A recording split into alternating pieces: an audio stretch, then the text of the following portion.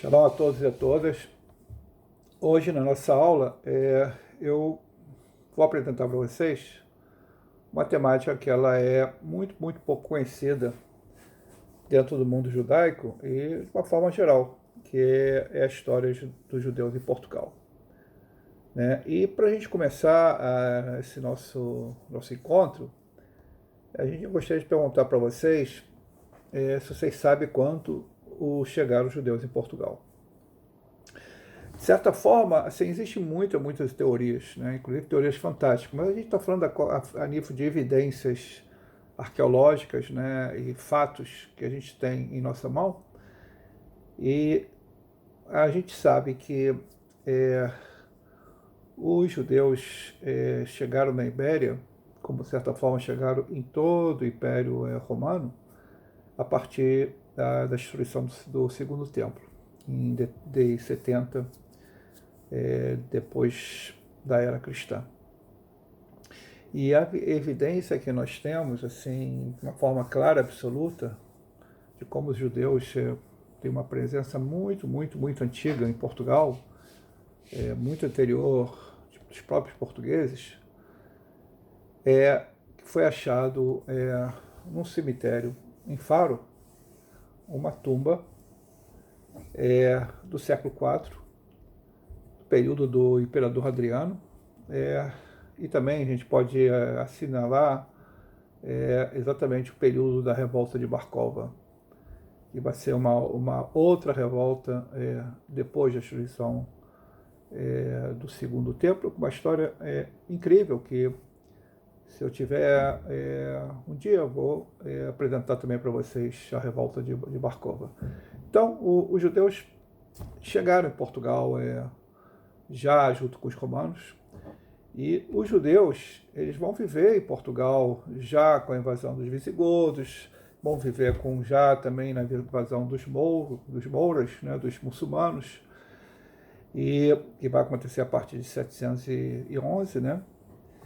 E somente, né, em 1143, graças à liderança de Afonso Henriques, que vai ser conclamado o rei de Portugal, vai invadir o que vai ser, que a gente conhece hoje como Portugal, que estava dominado pelos muçulmanos, e vai conquistar as terras portuguesas e vai declarar a independência de Portugal. Que é muito curioso, Portugal é um dos primeiros países da Europa que são declarados como países independentes.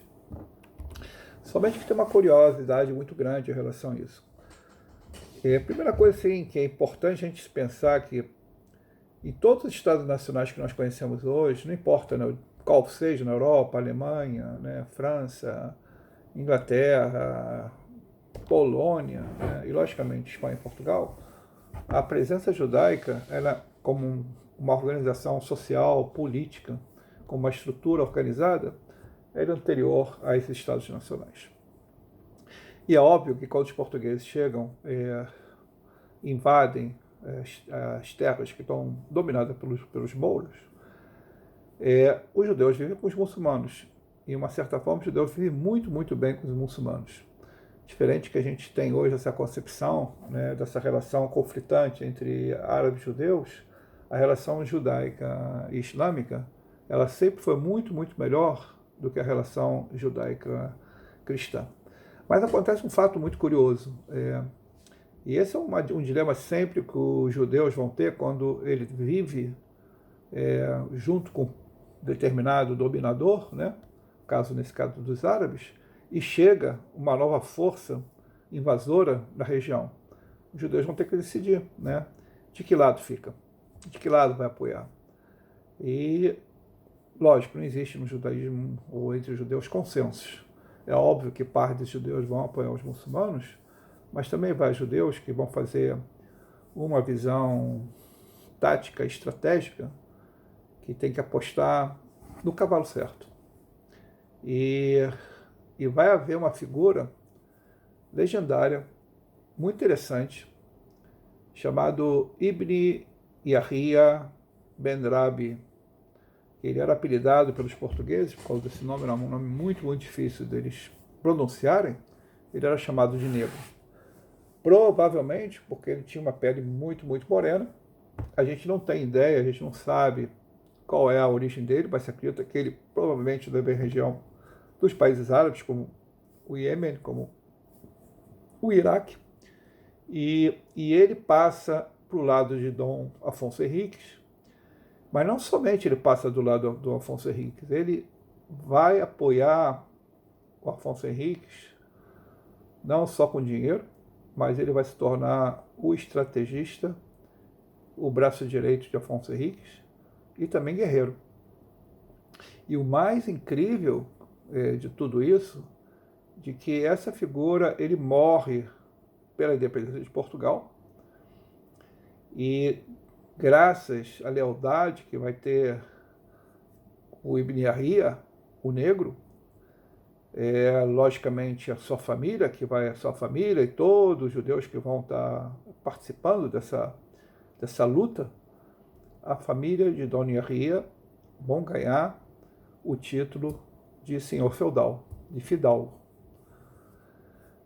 E, de uma certa forma, a gente, assim, para quem quiser um dia conhecer, existe perto da cidade de Óbidos, existe uma aldeia chamada Aldeia dos Negros, existe até hoje. E essa aldeia era o local onde que era o senhor feudal, o fidalgo, era a família Yahya. E o que é mais interessante é que durante todo o período anterior à Inquisição, anterior a Dom Manuel, né, apesar que Israel só não tinha chegado ainda, mas pelo menos o fim do judaísmo, pode ser assim, os rabino-mor, que eram nomeados pelo rei, vão ser, em grande parte, ligados à família de Ibn Yahya ben Arabi. E outra curiosidade é o seguinte, que diferente que a gente conhecia na Europa, né, a relação dos judeus de Portugal, se pode dizer, durante o período de 200 anos, até Dom Pedro I, Dom Pedro I não é o Dom Pedro I do Brasil, Dom Pedro Brasil I é o quarto em Portugal, a gente está falando aqui em 1357, até esse período, né, de Dom Afonso Henriques até o Dom Pedro I, os judeus tinham liberdade absoluta em Portugal, né? É óbvio que havia uma pressão muito, muito, muito grande do clero, que muitas vezes ia reclamar ao Papa sobre a liberdade que os reis de Portugal davam para os judeus, mas os judeus viveram com uma liberdade e tolerância muito, muito grande, inclusive mais de qualquer país cristão na Europa. Não é que não existia restrições aos judeus da Europa, e logicamente essas leis papais, que eram leis de restrições aos judeus, ela deveria ser colocada em prática também em Portugal. Só que os reis não colocavam em prática essas leis. Então é muito interessante a gente entender que no período de 200 anos, os judeus viveram de uma forma muito livre, inclusive com certas regalias que não existiam em Portugal, como, por exemplo, ter um senhor feudal, nome de Dom, e com status, né, de senhor feudal, e, logicamente, muitos judeus tinham o direito de adquirir terra, e fora toda a liberdade da sua prática da religião. A partir de Dom Pedro I, essa realidade vai mudar. Vai ser colocada em prática, depois de muita, muita pressão do clero ao Papa, essas restrições, que eram restrições e regras papais já existentes em toda a Europa, ela vai ser colocada em prática em Portugal. E, logicamente, vocês estão perguntando que regras eram essas, né? Que limitações eram essas que na Europa, né, limitações papais, regras papais, que vai ser colocado em prática em Portugal. A verdade, elas são muito, muito, muito grandes, muito longas. Eu vou dar para vocês assim alguns exemplos para vocês entenderem, inclusive vocês vão ver algumas curiosidades que tem, inclusive dentro do costume judaico, que com certeza está influenciado por essas leis papais, que vai ser já existente na Europa, vai ser introduzida em Portugal. A primeira é o seguinte: os judeus viviam em gueto, ou deveriam viver em gueto, tá? Quer dizer, um local que era limitado exatamente, especificamente para a comunidade judaica. A gente chama isso de judiaria, né? Na palavra, no linguajar que se fala em Portugal. E tinha portas, tinha uma porta, geralmente tinha às vezes 2, às vezes 3, às vezes 4 portas na judiaria, e os judeus estavam confinados a viver nesse local, para não se misturar com os cristãos, porém tinha uma regra: às 5 da tarde, quando tocava o sino, nenhum judeu poderia entrar e sair. E as portas da judiaria eram fechadas e era guardada por guardas de segurança. Então, quer dizer, não só os judeus são obrigados a viver de uma forma de confinados, né? Mas essas portas, elas são fechadas no horário específico. Ninguém sai e ninguém entra. E, logicamente, quem descumprir essas leis, essas ordens, né? Elas pagam um preço muito caro. E pode ser até pagar com sua vida. Outra coisa era a obrigação de usar um judeu, quando saía da judiaria, acordava de manhã, poderia já sair da judiaria, a porta estava aberta, existia uma regra que o judeu tinha que vestir ou um veste ou um chapéu para diferenciar o judeu dentro do público em geral. E não sei se já chegaram a ver isso, né, em museus, né? O chapéu era um chapéu cone, tinha cores distintas, às vezes era amarelo, às vezes era verde, um chapéu de uma forma ridícula. Muitas pessoas acreditam que esse costume do kippá, que também não está escrito na Torá, né, o kippá é uma prática judaica que não está escrito na Torá, ela vai ser colocada em prática exatamente nesse período, onde que os judeus, em vez de ser ridicularizados da forma que eram obrigados a se distinguir da população cristã, aí está falando de toda a Europa, logicamente em Portugal, que essa lei vai ser colocada em prática, os judeus vai inventar o kippá e a forma do kippá que nós entendemos hoje, que não é uma forma, não é um costume que não está escrito na Torá. A outra coisa, era proibido também, por lei, um judeu casar com uma cristã, ter relação matrimonial, sexual, com uma cristã, frequentar, entrar numa casa de uma cristã, se ela estivesse sozinha, né? Todas essas restrições de mistura entre os judeus e a comunidade cristã, principalmente na relação matrimonial, na relação sexual, era proibida. Isso é uma proibição muito grave, porque existia um conceito racial. Conceito racial no sentido que o povo judeu, dentro do conceito cristão da época, era o povo maldito que matou o Filho de Deus. E, logicamente, se você tivesse uma relação com uma mulher cristã, se você tivesse um filho com ela, esse filho estaria contaminado, mesmo sendo uma mulher cristã, mas estaria contaminado com esse sangue daquele que matou o Filho de Deus. Era proibido um judeu ele ter um trabalhador cristão na agricultura, ou um criado, quer dizer, para nunca dar a possibilidade de mostrar uma relação de superioridade. O judeu é uma comunidade inferior, né? E ela não pode ter esse status de ter um empregado que seja cristão. O judeu não poderia, nesse período, entrar numa adega, uma adega cristã. E a gente é importante entender que a adega era a vida social. Até hoje, se você vai ver nas aldeias em Portugal, no interior, as pessoas no final do dia vão para onde? Vão para uma adega. Lá toma um vinho, lá bate um papo, lá ri, conversa. Esse é o espaço social que tinha uma grande importância da época. E o judeu é proibido frequentar essa adega para ele não ser parte do meio social, ele está excluído desse meio social.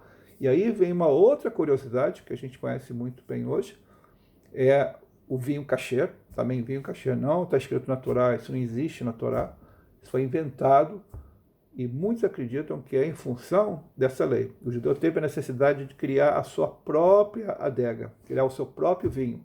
inclusive em Portugal, tinha um nome, chamava Judega. Então, era mais uma restrição que os judeus tinham.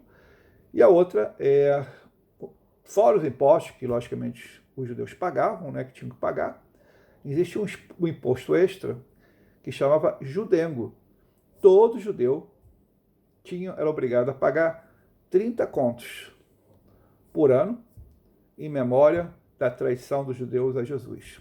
Lembrando, de uma certa forma, o ato de Judas Iscariote, né, o Judas Iscariotes, que vai trair Jesus recebendo em troca 30 contos de dinheiro.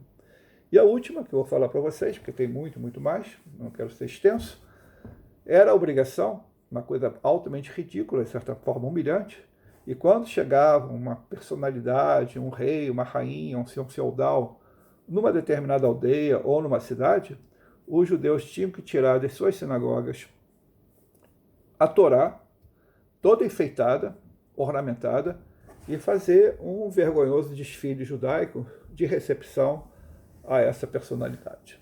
Tá? Eu estou colocando esses fatos, ainda não existe aqui proibição de ter sinagoga, de ter rabino, de ter uma vida judaica comunitária, né? Mas essas restrições que não existiam em Portugal, que não existiam, mas ela não era colocada em prática, ela vai ser colocada em prática a partir de Dom Pedro I. E o que vai haver realmente a grande mudança da vida dos judeus em Portugal, ela acontece em 24 de dezembro de 1496. O nosso Dom Manuel, o famoso Dom Manuel, aquele que vai ser o período da descoberta do Brasil, tá? Ele dá um prazo de 10 meses a todos os judeus do seu reino de se converter ao catolicismo. O Dom Manuel era uma pessoa assim que era muito polêmico no sentido da sua forma de pensar. Porque, de um lado, ele queria fazer o casamento, né, com a Isabel para ele dominar todo o reino, tanto de Portugal como da Espanha. Do outro, ele não queria abrir mão dos seus judeus. E não só isso, ele vai abrir as portas, como a gente sabe, né, em 1492, quando vai ter a expulsão dos judeus da Espanha, ele abre as portas de Portugal. E, logicamente, o interesse dele aí é toda a riqueza, cultura, economia que os judeus vão trazer para dentro de Portugal. E, logicamente, a população judaica em Portugal vai crescer muito. Mas Dom Manuel, ele tinha assim, uma intenção, se pode dizer, meio ilusória, né, de que ele conseguiria convencer esses judeus a se converter ao catolicismo. Ele vai conseguir, sim. Na verdade, uma boa parte de judeus muito rico se converte ao catolicismo, mas a maioria absoluta dos judeus de Portugal e aqueles que chegaram da Espanha não se convertem. E a forma dele tentar efetivar isso, ele faz um decreto e ele dá um prazo que todos os judeus até aquele período têm que se converter ao cristianismo.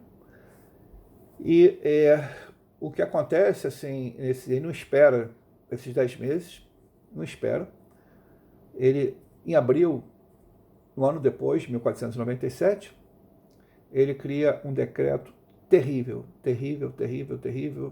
que fica difícil até na nossa imaginação. O decreto dele é que todas as crianças judias de 14 anos para baixo, tá? Todas as crianças até 14 anos de idade, seriam arrancadas de suas casas e seriam criadas por famílias cristãs como cristãos. Então, eu não sei se é possível imaginar, né, mas a gente pode ter uma ideia do que aconteceu nesse momento. E a gente tem muitos relatos que aconteceu nesse episódio, onde que muitas mães se suicidaram com seus filhos. Muitos pais se suicidaram com seus filhos. Muitas famílias se suicidaram.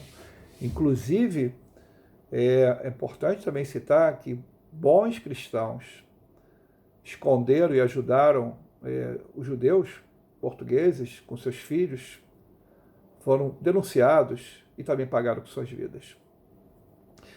Então, vocês podem imaginar que ele cria um decreto que dá 10 meses para os judeus decidirem se eles querem se tornar cristão ou não. E só depois de alguns meses ele cria um decreto de arrancar as crianças judias da casa dos pais. E em outubro desse mesmo ano, 1497, tá, ele cria um efeito terrível de fazer uma nova declaração de que todo judeu e judia que querem abandonar em Portugal seria a última oportunidade e todos teriam que ir para o porto de Lisboa. E lá, quem ficasse em Portugal deixaria de ser judeu e os outros poderiam partir. Então, o que acontece em outubro de 1497, por volta de 20 mil pessoas chegam de vários lugares de Portugal, no porto de Lisboa, à espera de um navio, e a gente conhece essa frase que está muito inserida na cultura brasileira, na cultura portuguesa, e ficou a ver navio. Ficaram a ver navios. Tá? E, obviamente, o navio não saiu, essas pessoas foram concentradas, que a gente hoje conhece Portugal, a Praça do Comércio, naquele espaço enorme, e ali eles foram batizados em pé, com baldes de água benta, pelos dominicanos. Se pode dizer, assim, a Inquisição ainda não foi declarada em Portugal, tá? Mas se pode dizer assim que de forma oficial, em outubro de 1497, o judaísmo deixa de existir, se torna uma religião proibida em todo Portugal. E aí, nesse momento, a gente começa a contar a história do que vai se transformar no que chamamos de criptojudaísmo. Os judeus ainda tinham consciência judaica, tinham identidade judaica, foram convertidos à força e procuravam de todos os meios, de um lado, ir para a igreja, fazer o que era devidamente preciso para ser feito, para não ser morto, em casa, escondido, procurava manter a sua identidade judaica. E vai ser criado em Portugal algo único no mundo cristão, onde que houve Inquisição, que a gente tem que saber que houve também Inquisição, não só em Portugal, na Espanha, também houve na Itália, houve na França, né, em outros países, mas em Portugal é o único país que criou 2 status de portugueses, cristãos velhos, são os verdadeiros cristãos, e os cristãos novos. De uma certa forma, esse status de cristãos novos era uma forma de verificar durante várias gerações se essas pessoas estavam se comportando realmente como bons cristãos e tinham realmente abandonado os costumes judaicos. E um outro episódio que acontece, já em 1506, já todo Portugal eram cristãos novos, era abril, Páscoa judaica, o Pêssar judaico. Em Lisboa está ocorrendo uma grande peste. Grande parte da família real abandona Lisboa. A Lisboa fica praticamente na mão dos dominicanos. A princípio descobrem um grupo de cristãos novos comemorando a cerimônia do Pêssar judaico. E, logicamente, vão pagar de uma forma severa sobre esse ato. E numa situação onde todos estão reunidos na igreja,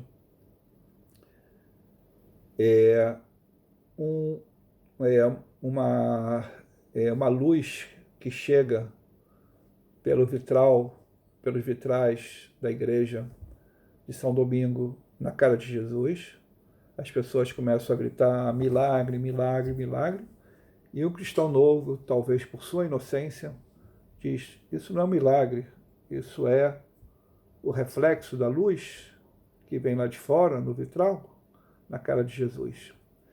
Isso foi suficientemente para ele ser arrancado da igreja e ser queimado na praça pública, na Praça do Rossio.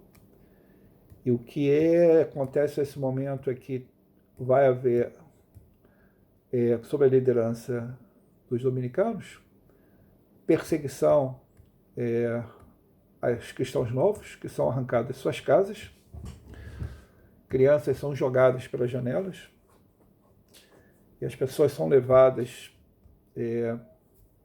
um ato de selvageria, de uma certa forma, um genocídio de 2.000 pessoas que são queimadas durante esses dias na Praça do Rossio, pelo simples fato de ser cristãos novos, ou melhor, judeus. Porém, a Inquisição em Portugal ela vai chegar somente em 1536, pelo rei chamado João III, que é o maior carrasco de todos os reis relacionado com a Inquisição. Esse será o período, não só que ele vai conseguir, depois de muita, muita luta, declarar a Inquisição em Portugal, mas é o período que vai ser construído uma quantidade enorme de masmorras, e, logicamente, a perseguição aos cristãos novos vai ser muito, muito mais forte e grave, levando a consequências a muitas pessoas a serem condenadas e também queimadas na fogueira. E para quem não sabe, somente em 1821, a Inquisição em Portugal ela vai ser oficialmente declarada como fim, graças a essa figura muito interessante chamado Marquês de Pombal. E vai ser através da influência, através de Marquês de Pombal, que a Inquisição em Portugal vai deixar de existir. Então, essa eu paro por aqui, que essa é a primeira parte do nosso encontro sobre a história dos judeus em Portugal. E eu deixo agora vocês um pouco na curiosidade para o nosso próximo encontro. A gente vai falar especificamente sobre o que é essa cultura chamada criptojudaísmo. Ou para quem gosta também de marranismo, ou para quem gosta, veneno sim. Então, até logo.